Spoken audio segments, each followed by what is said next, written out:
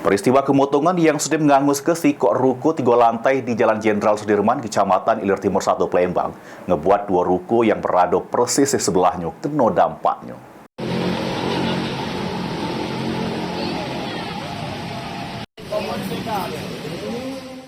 Gegara peristiwa kemotongan yang sudah mengangus ke sikok ruko 3 lantai di Jalan Jenderal Sudirman, Kecamatan Ilir Timur 1, Palembang, ngebuat 2 ruko yang berada persis di sebelahnya kena dampaknya. Dari pantauan PAL TV di lokasi kejadian, isi toko yang mengalami kemotongan tersebut habis dak besiso. Menurut salah sikok pemilik bengkel motor Sinar Dharma, Hendra ngatoke kalau toko dia terkena dampak kemotongan ini berupa jaringan listrik yang putus sehingga ngebuat tokonya dak pacak beroperasi yang diprediksi selama 2 hari. Bisa berjualan gitu Pak? Untuk sementara tidak.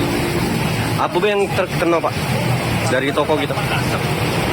Asap sama air aja.